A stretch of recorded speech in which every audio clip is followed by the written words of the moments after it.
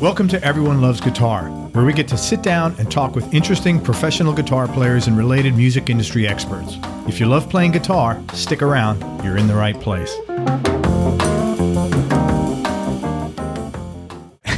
Hey everybody, this is Craig Garber from Everyone Loves Guitar. We got a really cool guitarist, a great guest, Tyler Tomlinson. Tyler grew up in a musical home. His dad plays the guitar and drums. His uncle played guitar and bass, and his grandfather played guitar and was an artist. And we'll talk about some of this stuff. Tyler started playing drums at age 7, guitar at age 9, and imagine this, a country guitarist that discovered Brad Paisley and then decided to pursue it seriously. I heard that story a couple of times. He joined a hardcore band in his high school senior year, toured for a few years in that scene with a record deal, actually. We'll talk about that. Moved to Nashville in 2013, and he was hired by Lynn Spears in 2013.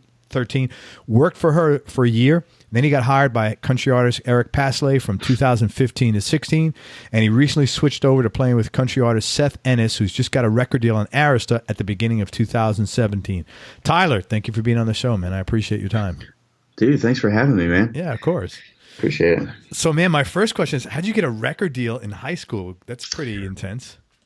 We didn't get the record deal until 2012, early 2012, I think. Okay. But so at the end of my junior year, I got hooked up with this band because my best friend at the time started playing drums for him, and they were like, "Hey, we don't need a guitar player, but we do need a keyboard player."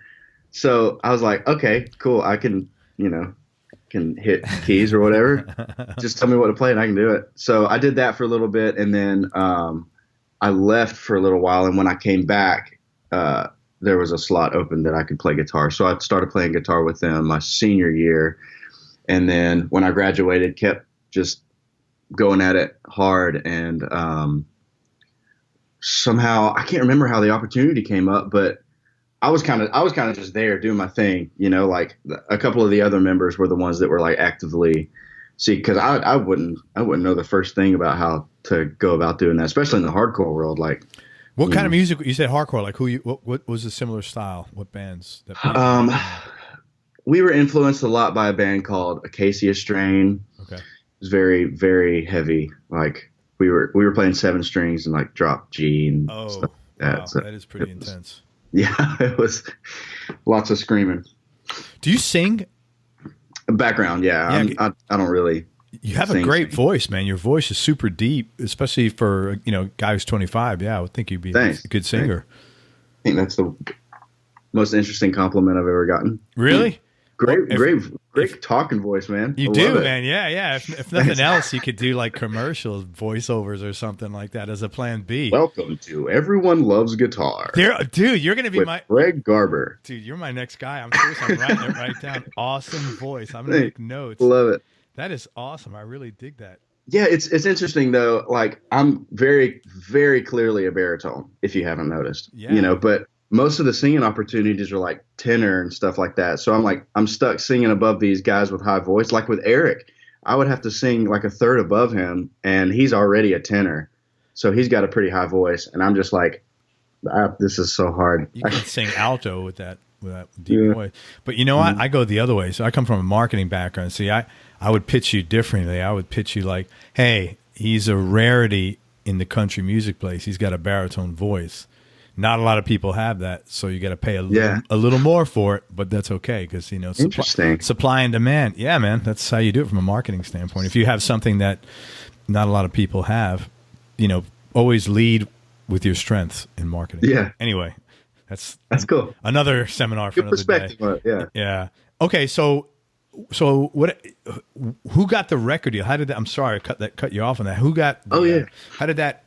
How did that end up? So the other guys were kind of like the spearheading it, and what happened? Yeah, I think our bass player Clark was the one that was interacting the most with him, and honestly, probably just somehow became friends with somebody that was on the label on Facebook and found out that way, and then slowly started trying to make that connection and stuff. And there in that scene, a lot of it is just people that are so passionate about bands that they hear and stuff like that. They don't really have backing, but they want to do everything they can to get your your music heard. So it's just an indie label, just a few people that are just, passionate about that scene, and they want to do everything they can to help you out. Definitely not me. Did it go anywhere or? Not really. I only, after we got signed, I only stayed in the band not even a year, I don't think. Maybe a year, because I left. Okay, so we probably got signed in 2011, not 12, because I left mid 2012 and then moved here in February of 13. We toured a lot though. We were mostly Weekend Warrior stuff, Fridays and Saturdays, and then here and there we'd do, a couple weeks, and then a few times we did like a month-long tour. So I would imagine the audiences you played for doing that versus the audiences you're playing for now are just a little different. No, they're exactly. Yeah, there's lighter colors on their shirts. Yeah. Country scene, yeah, a little more plaid too. Yeah. Well, it's funny because I had never been to a country concert ever, and then it's till I started doing these interviews, and I met a lot of you guys, and Dustin Lynch was opening up for Brad, and they came to town. Oh yeah, and Chris LaCourte was kind enough to give me some tickets, so he gave my wife and I tickets. Oh, he's a great guy, great player too. And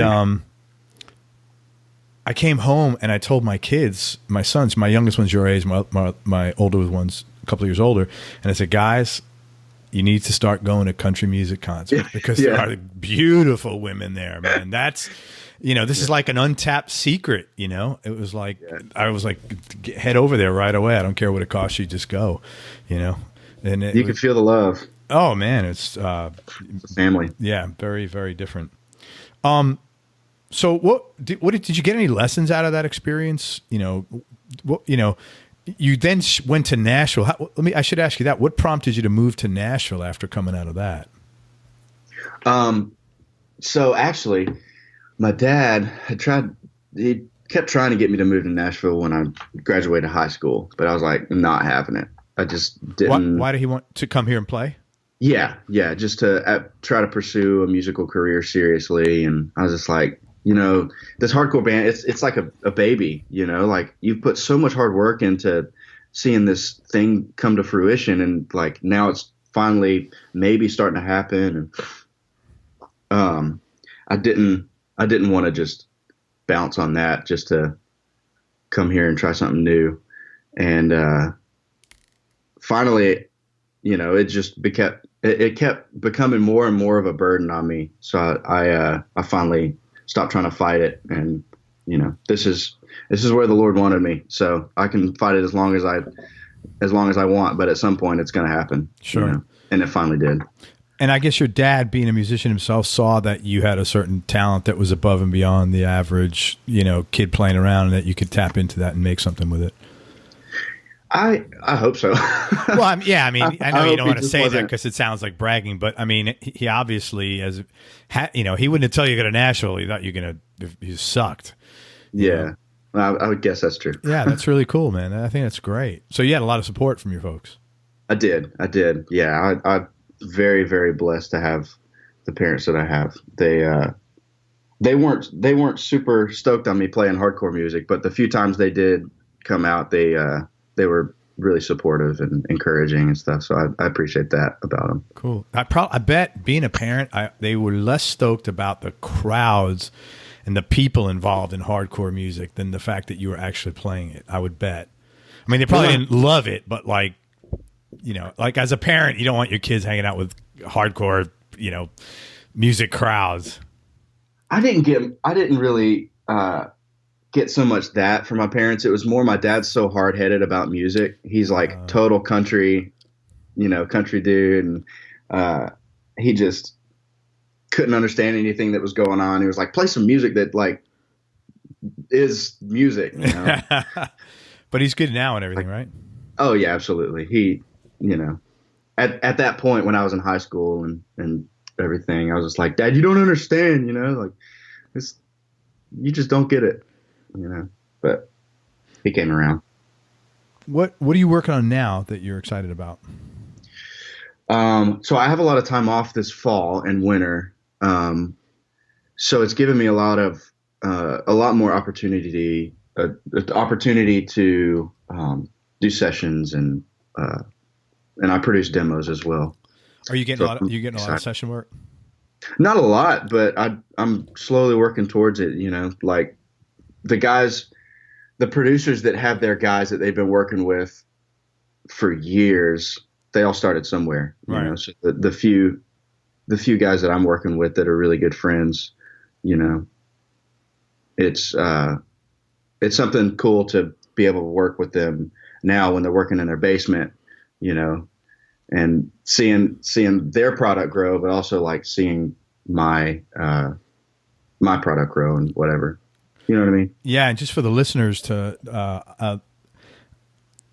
I was talking to an A-list guitarist about 3 weeks ago, and he was tied up. We couldn't interview, and he's a very good musician, very well known in town, been in town forever. And he said, you ought to interview Tyler Tomlinson. So that speaks volumes about your abilities, and that you're well liked in that community, which is great.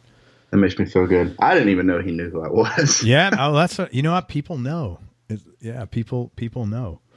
You grew up in Valdosta. It seems like you had a really good childhood. Yeah, absolutely. Cool. Any brothers? Great family. I have 2 half brothers that live in San Diego, from my dad's previous marriage, and my sister she just turned 18, which is terrifying. And she's a full sister. And is she back in Valdosta, or is she in Nashville? Yeah. Oh, that's cool. Yeah, she's in Valdosta. She's going to college. Doing the smart thing. What's that? She's doing the smart thing. What kind of work did your folks do when you were growing up? My dad was a musician for years and years. He was on the road a lot, and then finally just wanted to do something else. So he's really into computers and IT and stuff like that, and he's really good at it.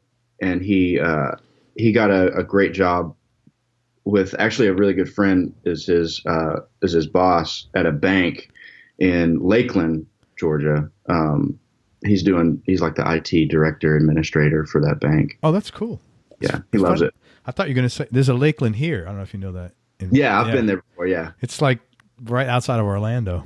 Yeah, that was fun. No, he doesn't have to drive 3 hours every day. I was thinking Lakeland. Holy crap! Yeah, let's talk about commitment.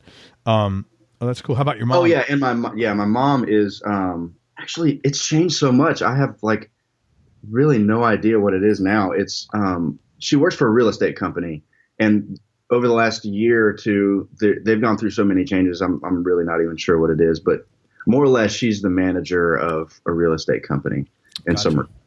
So, well, real estate. Listen to this. I'm sorry, I don't know what you do. Well, real estate's booming in the last couple of years, so at least she's doing good. That's for sure.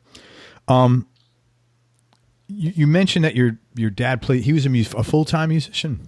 Mm-hmm. Really? What kind country music you said? Yeah, country music. Awesome. What lessons did you learn from him? I'm assuming he influenced you a lot in both your playing and maybe some business stuff. What lessons did you learn from him that were most valuable on both areas? Well, he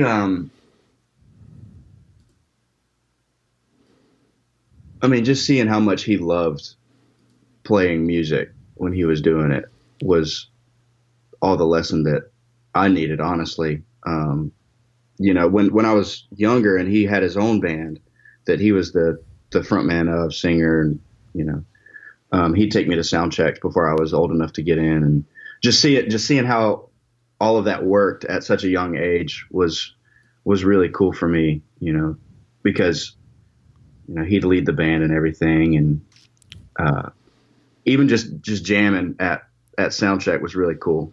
Seeing them jam at soundcheck and rehearsals and stuff like that, just seeing how everything was prepared and came together is really cool. So, do you think that gave you a leg up compared to other guys that were your age coming to town, where you just felt a little more at home or comfortable in this environment and didn't have to sort of feel your way around it? I think so. My dad's really easygoing as well, and I don't know, like growing up, I felt like I never really had, I was really timid growing up, but I never felt like I had this like insane naivety growing up. Like when something happened around me, I just kind of like understood what was going on. And I didn't like, a lot of people come to town and it's good that you ask questions and like want to get involved in everything. But I feel like I was able to kind of just like come and kind of just, sit down and make friends easily because my dad is always easygoing and stuff. Does that make sense? Yeah. Well, that's the first thing I said to you. I said, man, you're so easygoing. I appreciate it. Yeah. You're really easy to, I could see people, and the more guys I talk to, the more I realize how important that is because, as everybody says, you're playing music for an hour.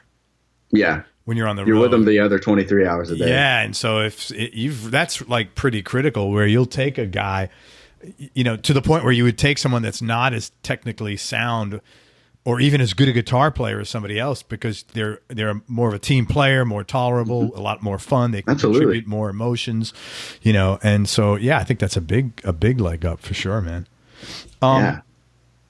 How did you've played for some, and you're playing for some pretty good people. I was curious how you got the gig for these people and what prompted you to leave and what was maybe, let's say the biggest lesson, but the biggest takeaway you got either business or, guitar wise or personal growth wise from your time with these people. Jamie Lynn Spears. So with Jamie, I was playing with another friend from South Georgia before I moved up, and we kind of moved up together. His name's Cole Taylor. Awesome dude. Great music. And he approached me about moving to Nashville, and I tell people all the time that my answer was always no to move to Nashville. But as soon as he asked me, hey man, if I move to Nashville, you're going to move with me? Kind of as a joke, I was like, immediately just the yes came out. I just automatically said yes. And I was like, whoa, where did that come from? So anyways, that's the curse. Sorry, I didn't mean to cut you off. That's happening. No, that's fine. When you're a parent, it's amazing because you'll be telling your kids stuff and somebody else comes along and tells your kids the same exact thing. and they think that guy's a genius, and in the beginning, like my first, I was like, it would irritate me. And now I'm just like, I expect it. I'm happy that somebody, I just feel grateful that they listen to somebody. I don't really care that it's not me anymore. But I bet your dad had to be thinking something like that. Like, probably telling this kid to move to Nashville. Yeah, that's funny. So we moved up and played with him through 2013 and around November. Actually, wow. It's November 10th. November like 9th or something of 2013. I remember because Veterans Day has a lot to do with this. November 9th or 8th or something like that. The drummer for Cole calls me and he was like, hey, so random, Jamie Lynn Spears' producer just called me and wants me to be her band leader and drummer. And so I got to put a band together. Do you want to be the guitar player? I was like, yes, duh. Absolutely. Like, I used to watch Zoe 101 all the time. I'm a huge fan. So I said yes, and then he goes, okay, cool. So our first run through / audition thing wasn't really an audition, but it was kind of an audition.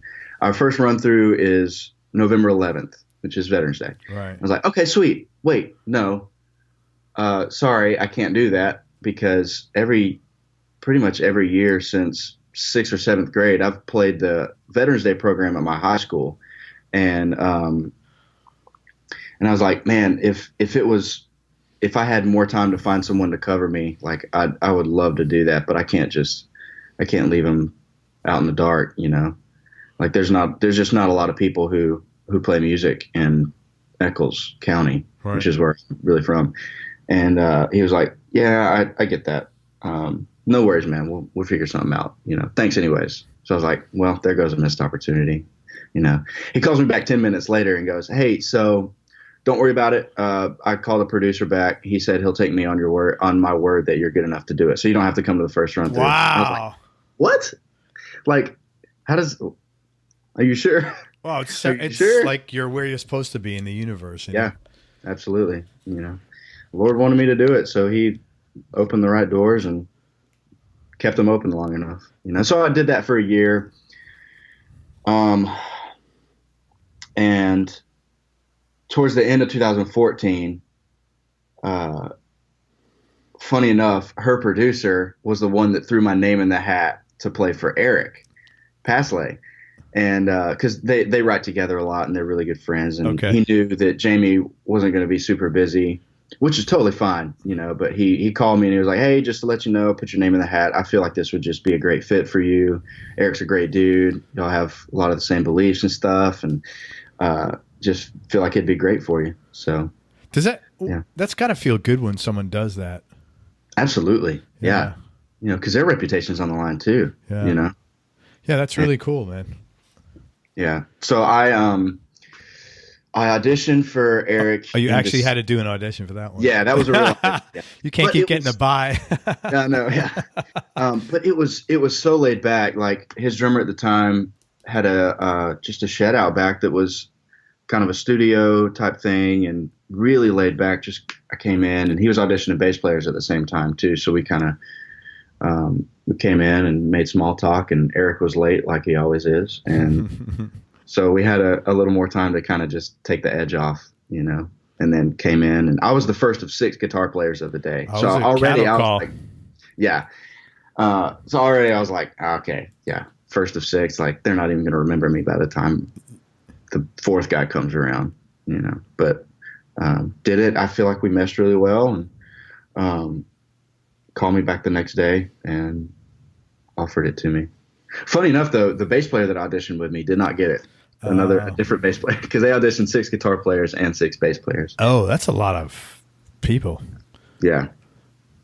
That's interesting that they didn't have another, like, how do you know 2 people are going to be well together? You just got to, I don't know. I guess it's probably more important bass and drums gel than bass and guitar, but still, it's. Yeah. It was, I think they were more worried about like who you are as a person, because I'm sure everyone that auditioned was really good.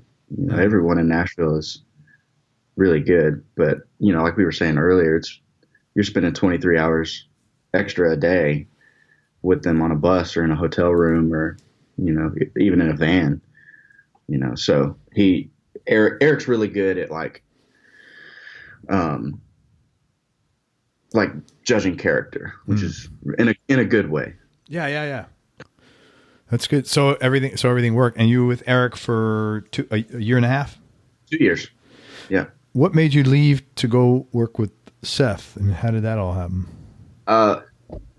The plan was always, he kept telling me that for years that whenever he thought it was worth it for me, he would come steal me from whoever I was playing with. So that's what he did. Okay, so tell him let me fill in the listeners that. Oh yeah. Tyler and Seth Ennis, who Seth is the artist that Tyler plays with now, they didn't go to school together, but they had a lot of involvement with the same church activity, with different churches in the same town where they both grew up in Valdosta. So when he said he was going to steal me away when the time was right, he's talking about Seth had said that to him. Yeah. Yeah. So he called me, probably November last year. And he goes, hey, what's up, man? We kind of caught up because we hadn't talked in a little while, and because he was on radio tour at the time, so he was just busy. Just you're gone for 5 days a week on radio tour, tired and just doing the radio thing. And he called me on a long drive he had, and we were catching up, and he goes, well, I told you I was coming back for you, so this is it. Did he know he was signed at that point? Oh yeah, he was signed probably almost 2 years at that point. Oh, okay. Okay. Point. Yeah. So you were walking into another good situation. Yeah, absolutely. Was it tough to leave your old gig? Yes, very much so. Yeah, those are the best 2 years of my life. Like Eric is the greatest boss I've ever had. And in what way? He's just such a nice dude. He cares. It didn't at all feel like an employer-employee situation, you know, like, but not in like a lazy way. Like I didn't feel like a false sense of security, if that makes sense. Yeah. Yeah. You didn't feel like casual about it. You took your responsibility seriously, but absolutely. he was really cool. Yeah. Yeah. Yeah. And it made me want to work harder because, you know, if your boss shows how much he cares about you, it makes you want to work harder for him, you know? So how is it, knowing that Seth will be listening to this, how is, is it difficult working for a friend? No, I don't think so. Okay. No, I love it. Good. I think there's a chemistry, and even more than just me and Seth, all of us, like the band that he has is everyone that he said he would get from day one. Oh, wow. Yeah. And Lord God made it happen. You know, Seth wanted people around him that would not, like, there's a lot of accountability there. Yeah. You know, none of us are going to let anyone do anything stupid. We'll all push each other. And so that extends farther than just me and Seth. Like there's a chemistry on stage that is pretty easily recognized. How many band members? It's 5, including him, I think. Yeah, 5, including him, because he plays keys and guitar and stuff. Okay, so it's you, guitar, bass, drums, 2 guitars. Oh, 2 guitars. Okay. Yeah, 2 electrics, and then bass, drums, and then Seth plays keys sometimes and acoustic. Very cool. It's a big band. Yeah. Maybe the answer is there were no surprises because you're dad, but I was curious if you found any, as you switched over and moved to Nashville and played professionally, was there any surprises or things that you learned about the business end of being a musician that were things that were surprising to you that you didn't know? I think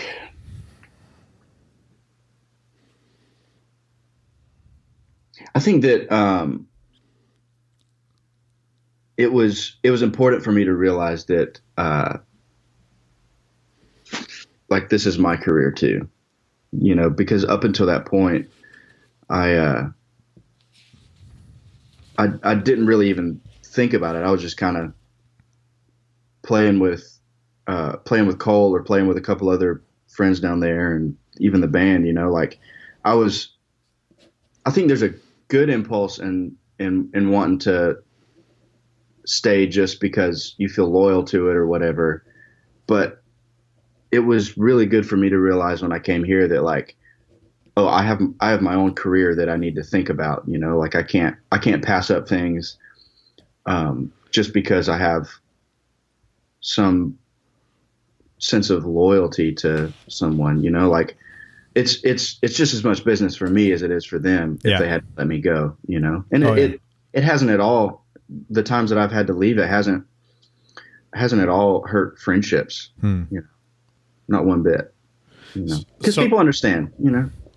So basically, because you've been playing and you're in bands, it would have been easy to continue with the mindset of, hey, I'm just jamming with these guys. But you shifted from that to, no, I'm a professional guitar player and I need to start considering this in that realm.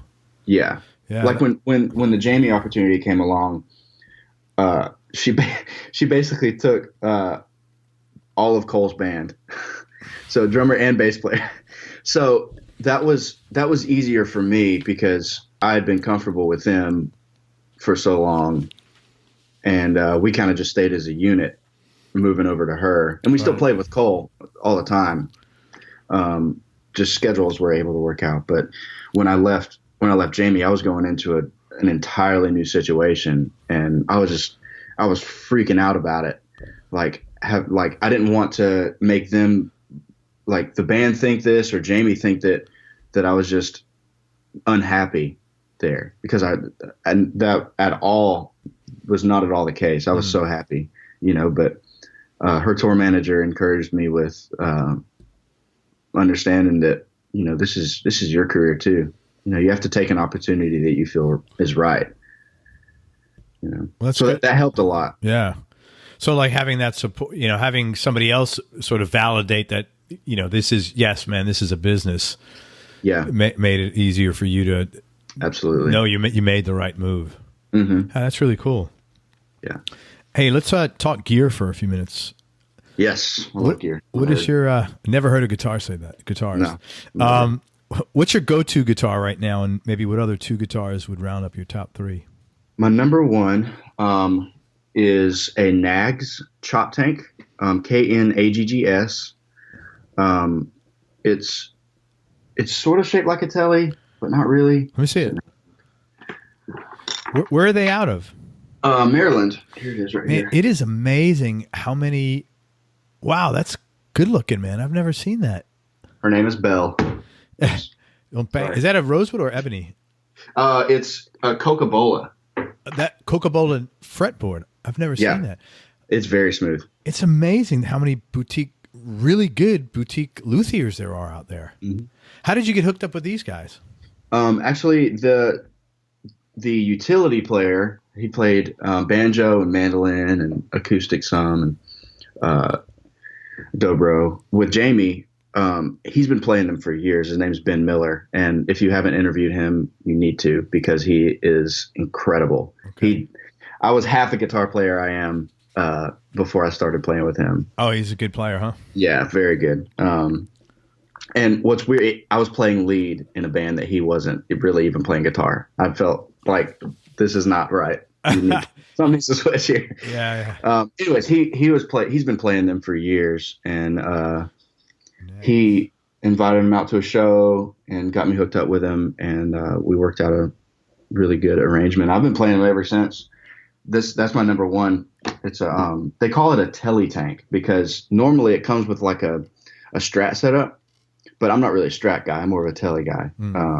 So I just opted for the two Tele pickups, and that's my number one. It's probably always going to be my number one. It's the best guitar I've ever played. Wow. That's a pretty big endorsement. You've probably played 100 guitars in your life, especially with your dad growing up as a musician. Holy smokes. Mm-hmm. Wow. Knaggs, Knaggs. Shout out to Knaggs. He used to be the head of the private stock at PRS. Okay. So he knows a thing or two about building guitars. And then what's 2 and 3? Number 2 is also a Knaggs. It's kind of his take on like the Les Paul vibe. It doesn't really look like a Les Paul and sounds a little bit different, but it's like it's got humbuckers and kind of a thicker neck and kind of that vibe. But I love that guitar. Really love it. I'm going to have to go to the NAMM show at some point and see all these guitars. Every time I talk to someone, it's like just so many guitars around. Yeah. You have a number 3? My number 3 changes a lot. I think right now there are two of. I'm going to say 2 for my number 3 because it's all good. They're tied right now. One is a company called Balaguer, Balaguer, I think. It's called a Balaguer Growler. It's sort of shaped like a Jazzmaster, and he does them with humbuckers and stuff. And I got P90s in mine, and it's really cool sound. Amazing neck on it, and really, really beautiful finish on it too. Where are they out of? I can't remember. I think it's like Illinois or Indiana. Do you have the guitar there, man? No, that one's downstairs in the rack. Okay. So it's a Balaguer Growler with P90s. Yeah. And you said the other one? The other one is a company actually from Valdosta. This guy named Ben Owens. I know Ben. You know Ben? Yeah, I'm interviewing him. A month or something like that. Yeah. Cool. Yeah, so he owns a music store, and he's kind of just one of those guys around Valdosta that everyone knows and loves. I didn't know that. Yeah. So he owns a music store, and recently he started building guitars and amps and stuff, and we got to talking one day, and I got this guitar He has like two subsets to his company. Actually, one. Hold on a second. I'm going to get this other one he built.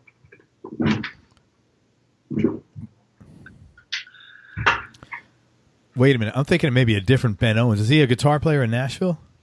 No, Okay. different. Yeah, different Ben Owens. I'm like, wait, Yeah, I know who you're talking about. Okay, that's too weird. Yeah, he's different Ben Owens. he's running a guitar company in Valdosta and playing. Wow, that's deep, man. I need to have multitasking skills like that. Yeah.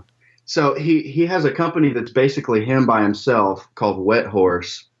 And actually I bought this for my dad and had it built for him.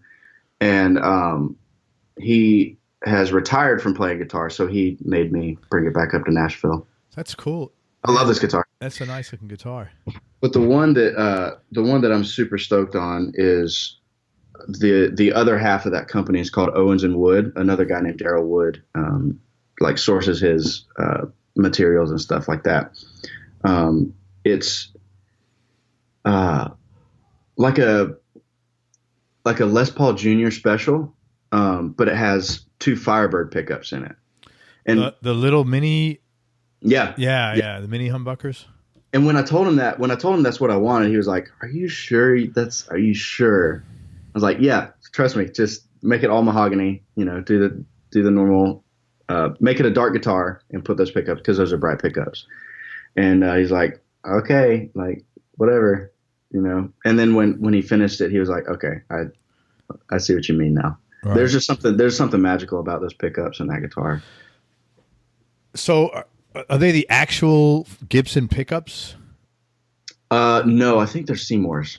Okay, because I've played those. I mean, it was one experience at Guitar Center, which means nothing, and it was like horrific. I thought they sounded really. Oh my god, yeah. I was like, how do people play this? But it was, but you know, this is like a year or two ago, and there's so much garbage that like Gibson would put out. Like, so I don't know if it was it might not have been a standard. It might have been a studio. I don't know. And they don't tell you anything at Guitar Center outside of this is great guitar, you know. Right, and I was like, okay, you know, whatever. But it wasn't my thing. And in this guitar, it has a really good balance of like the like gnarly rock and roll thing and like a chimey like vibe, right? Which is cool. which is what modern country / pop needs. That's the sound for sure. It's amazing. Who are your biggest influences guitar wise? Well, my dad, for sure. I think that is so cool that you get to play. That must have been a really good experience playing guitar with your dad and playing music with your dad. Yeah, it was nice. awesome. That's nice. For a long time, when I would go, when I'd go back home and visit, he had a house gig at, do you know what a VFW is? Yeah, it's a veteran. So he played in a band that is the house band at the VFW in Nashville, Georgia, which is not far from where we live. And I'd get up and we'd play a bunch, and it was just really cool, trading licks, you know. Yeah, that's awesome to do that with your dad. I mean, anything you do with your sons is really cool, but something like music where it's such an emotional outpouring and emotional connection, I could imagine would have been awesome. Yeah, very cool, man. Special. And then I've been playing guitar for a couple of years. So I started at 9, and maybe 10 or 11 after I'd been playing for a little bit, Mud on the Tires came out, the Brad Paisley record, and I heard Little Moments, which is track 4 on that album. I heard Little Moments, and as soon as I heard that song, I said to myself, I know exactly what I'm going to do with the rest of my life. Wow. And that's the guitar. It's amazing how many guitarists have told me that. I mean, him and like Eddie Van Halen. Yeah. Are the number 1 and number 2. I mean, like so many people have told me that. Because they're not your run of the mill, like their style is so out of the box, you know? And in early 2016, winter 2016, Eric got the opportunity to go on tour with Brad. So we that was like number 1 goal when I moved to Nashville. Wait, Eric was. Oh, you mean your guy? You're playing? Okay. Yeah, Eric. Yeah, Eric Paslay got put on tour with Brad Paisley. Right. Okay. And when I moved to Nashville, that was my number one goal, was to be playing with an artist that was on tour with Brad Paisley. So finally got to do that. And so I'm sure you got to meet Brad. Yeah, he was super nice. Yeah. Just total gearhead and nerd. You know, he came up during our sound check. Everybody tells me that. That's what everybody says. Yeah. He really is. He came up during our sound check and played my rig and everything, and talked about pedals and stuff. And the first pedal I ever got was the Paisley Drive from Wampler, and he was like, "Oh, cool! I see you got that." I was like, "Yeah, that's awesome." And then like a couple weeks later, I was sitting watching his sound check, and he goes, "Hey, come up here." And I was sitting with someone else, and I was like, "Are you talking to me? What?" Yeah. You know. So he had me come up during sound check and let me play his guitars and rig and everything. And wow. It was like when people say good. It's a dream come true, it sounds like a cliche, but it was literally like a dream come true to play Brad's rig. It was insane. Yeah, but you know what? It shows you how cool he is, because he knows that at this stage of the game. Yeah. And he was a young kid, had an idol that he looked up to at some point in time, Mm-hmm. and he got that in you. And, you know, when you get to that stage, as you get older, you want to do things like that to make other people feel good. You know, it's a little thing that really impacts someone a lot, and it gives you a lot of joy to do something like that. So that's really cool. Definitely impacted me. Yeah, that's awesome. What was weird, though, is I got up there and I'm like, I'm playing Brad's like 52 telly with Brad standing right beside me, and I'm like, all I know are Brad Paisley licks. Can you please like turn around and I can't do this. But you must have. Yeah, but I'm assuming you spent. You know, you got to talk to him occasionally on tour. Yeah, yeah. So it was a little more relaxed environment over time. Absolutely. Yeah, because Chris said that same thing. The first thing when I asked Chris told me a similar story, and he said, "Oh, he's such a nerd, you know," and he's always got his gear up there. So, Brad, if you're listening to this, give me a call, man. I want to have you on the show, and I'm going to talk to you about my Dr. Z Maz Senior that I'm looking at right here, because you could tell me how to get better tones out of it than maybe anybody else. I don't know, but I think you can. I've got a Maserati. That's cool. A Maserati Z. Yeah. They're great. Oh my God. A buddy of mine just started playing guitar, and he's like, "What should I get?" I'm like, "Are you okay spending a little money?" He goes, yeah. So he's got a Maz 18 watt. He just bought it. That is the loudest 18 watt amp I've ever heard in my life. This thing is 38 watts. I play in the house. Yeah. It's useless. I mean, in a sense, I'm kind of like want to get a smaller one. No. So loud. Like a combo or something like that. Like a 10 watt combo is all I need really in the house, you know? Something they know how to do it. He sure does, man. But, well, cool. So Dad, Brad Paisley, give me one more.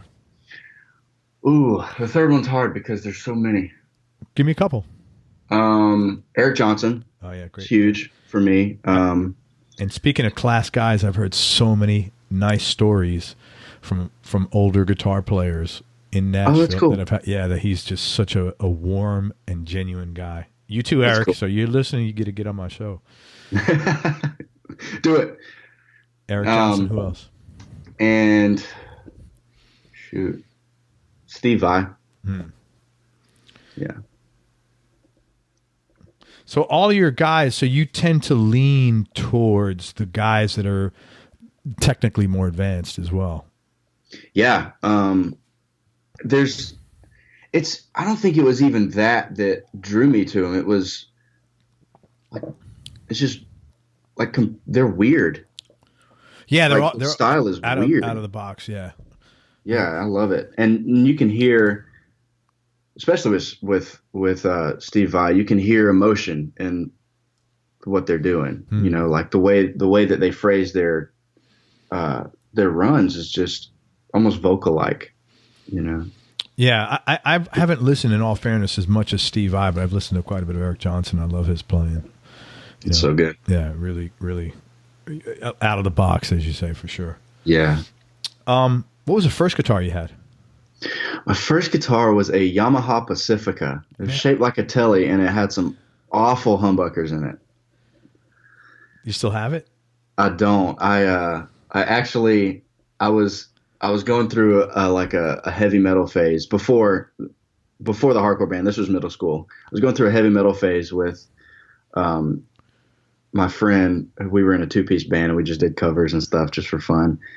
And I remember we were playing some Metallica song, and I thought it would be amazing to, at the end of that song, smash my guitar on a cinder block. Oh, okay. Yeah, it was, looking back, even though it was a terrible guitar, definitely regret it, just for memory's sake, you know. What's funny though is I split the cinder block in two before the guitar broke. Oh wow! So man, this is an expose. Yamaha, yeah, if anyone from Yamaha is listening, I'm sorry I broke your guitar, but well done. Yeah, yeah. But you know, it's unusual. I have heard so many good things about Yamaha guitars, but you're saying Absolutely. It was just these pickups that were bad. It was just that specific guitar. It was $100. Yeah, okay, yeah. You can't, you know, they say you can't make a chicken salad out of chicken shit. Yeah. But you know, you can't make a silk purse out of a sow's ear. Right. Yeah, I hear you. What was the first CD or record? Well, it wouldn't be record for you; it'd be a CD. What was the first CD? I have to adjust my questions based on the age bracket I'm talking about. You're thinking, what's a record? What's a record? I don't even know what that means. Yeah. Billy Gilman. I was like 7 years old on a road trip with my aunt, and we stopped at a gas station, and he had a hit at the time called One Voice, and I just absolutely loved that song. And saw his record, and was like, "Please, can I get this? I want to get this." And I wore it out, dude. Is he a country guy? I didn't know. Yeah, he was like a child. He was like a kid country artist, so it was like relatable for me because he wasn't talking about, you know, broken hearts and trucks and stuff like that. He, you know, it was a little more bubblegum, but I could relate to it. You know? Yeah, very cool. If I asked you to pick your favorite top 3 albums, what would be the first 3 that come to mind? Shoot, probably all Brad Paisley albums. Good, man. Mud on the Tires is number 1 for sure. Let's see. Only a country artist can have a name like Mud on the Tires. I know. You couldn't have that in like, you know, heavy metal or folk. Yeah. You know. Yeah. American Saturday Night, which is another Paisley record.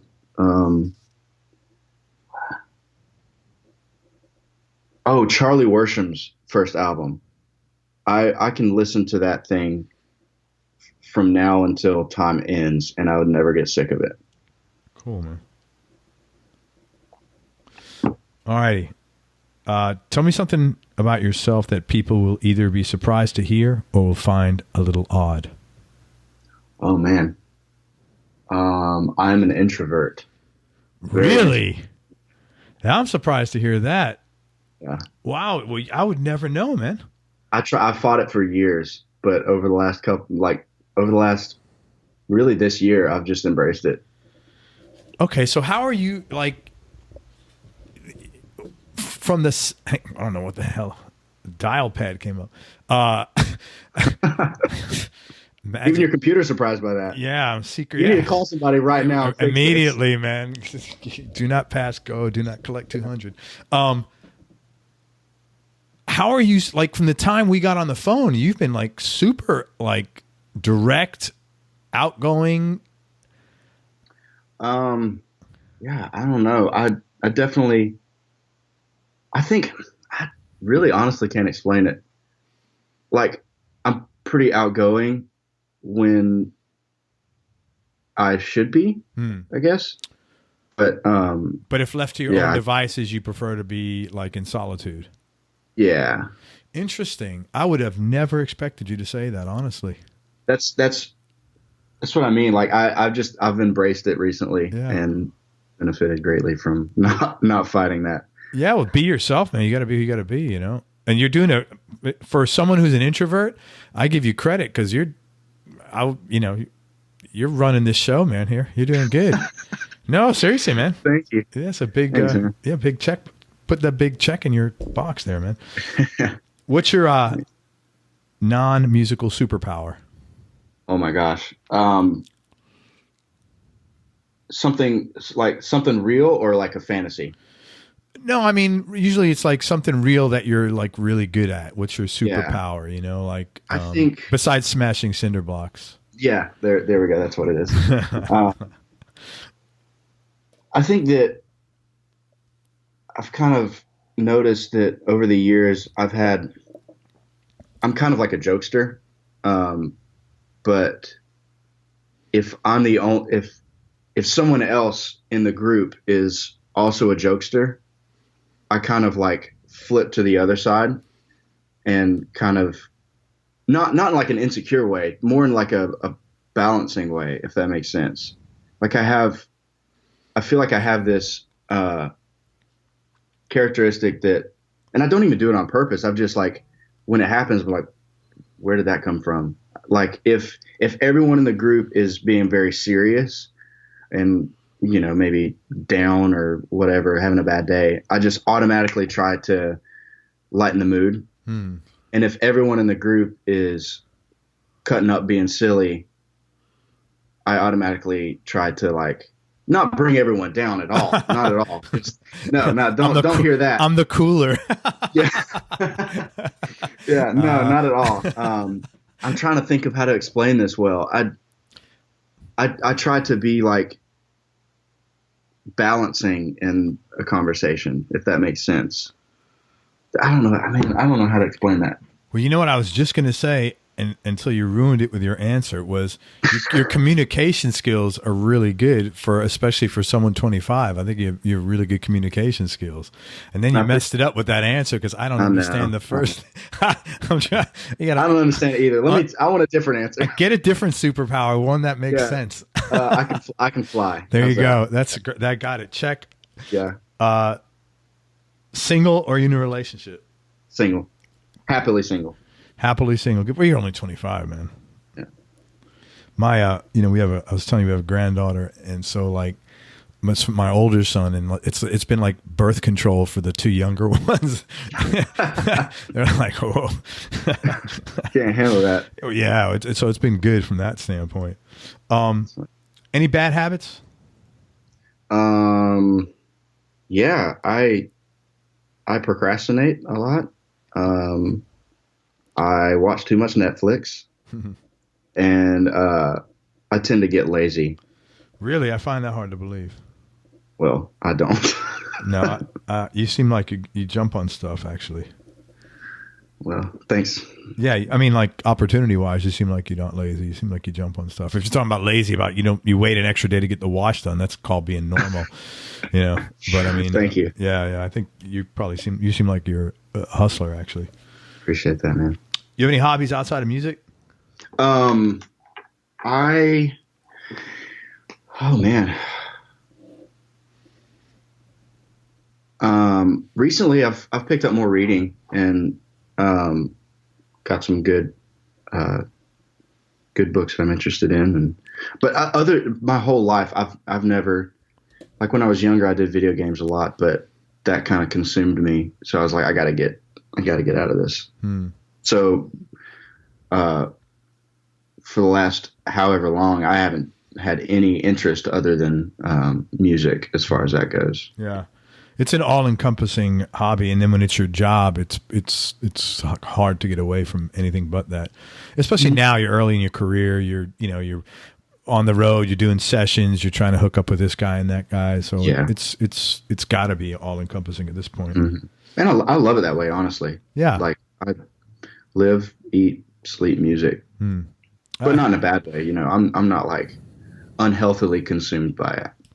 Yeah, no, it makes total sense. I get what and I think you have to do exactly what you're doing now. You're sharpening your axe, Yeah. And you got to sharpen it as to get that as sharp as possible to do what you need to do. Yeah, got to split those cinder blocks, man. Yeah, you got to sharpen your Yamaha. Anything you're currently trying to improve on? My right hand. Technique. Yeah, my right hand is horrible. From the time I first started playing, I went straight to chicken picking because my dad's a country guitar player, and that's just how he does it. So from day one, it was just chicken picking, which is really cool, I think. But it made my right hand picking suffer a lot because that's all I did, and I didn't work on. It's on me. It's not anyone else's fault but mine. But I'm working on that a lot. Got some but if cool you could chicken pick, routines. if you can chicken pick, I'd say you're ahead of the curve. That's one of the hardest things. Yeah, to do. it depends on your perspective, I guess. Yeah.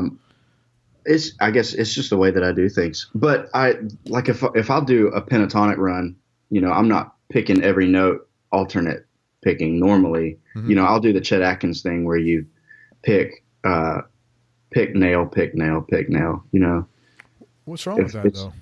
Nothing at all. Yeah. It's just I'd like to have a better handle on the alternate picking. Okay, so you want more diversity, but I wouldn't say that impacts your playing.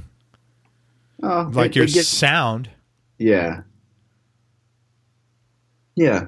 I don't know. I mean, I can understand what you're saying. You want to have more diversity and you want to have, expand your skill set. But I would say, no one's going to be listening to you and say, man, he shouldn't be chicken picking that. He should be alternate picking with a Tortex or something. Right. Yeah, that's just it's you funny. want. I've actually got a Tortex pick in my hand right now. I just said it because almost everybody. I said, well, if I say Tortex, I might be I have a 50% chance of not being wrong. Yeah. Yeah. So you're just trying to. That's what you personally want to prove, but I don't. Yeah. Yeah. So okay. It's funny. I interviewed Johnny Hyland, right? And so we had a really nice conversation after the call. And he goes, man, let's play sometime on Skype. And I'm like, I'm not. That's dope. I'm like, on the one hand, I'm like, oh my God, I'm so grateful. On the other hand, I'm like, I'm not fucking playing with Johnny Hyland. No. How about we sit on Skype, you play, and I'll listen. Yeah. And I was like, I'm not, that's going to be, that's going to be like, a baby weightlifting with Arnold Schwarzenegger. I mean, I'm not doing that. Are you out of your mind? Yeah, I'd be so embarrassed. Toughest decision you ever had to make, or hardest thing you ever had to do? And you may not have had anything at this stage of the game. Leaving Eric. You know what? I will tell you that is the number one answer I get that question. Really? Yeah, guys having to leave a gig that where they work for someone like you had that relationship with Eric that was, the guy took care of him, paid him very well, treated him very well, and it's a hard thing to do. Yes. Yeah. That's a very common answer. Mm-hmm. 2 more questions, man. Who's had the biggest influence on your life? Oh, just in general or musically? Your call. Musically, definitely Brad Paisley. In general, man,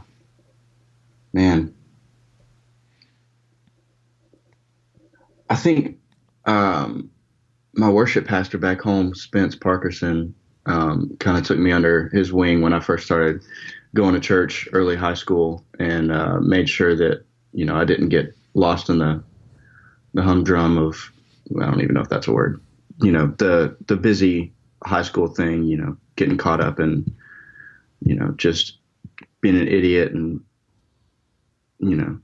made sure that I had my priorities straight. That's great. So he was like, I still think about it every day. He was a mentor.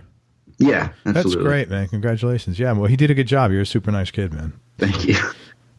You're welcome. Last question. What's your definition of happiness, Tyler? Right now. Right now, my definition of happiness is I'll borrow this from a document called the Westminster Confession of Faith, which is an old just church document where people basically just stated their beliefs.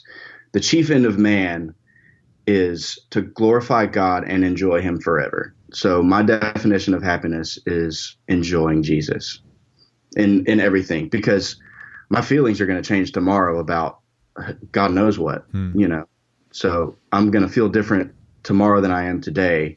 But if my foundation is built on Jesus, who never changes, then my happiness really hasn't shifted. Good for you. Awesome, man. Thank you for sharing that.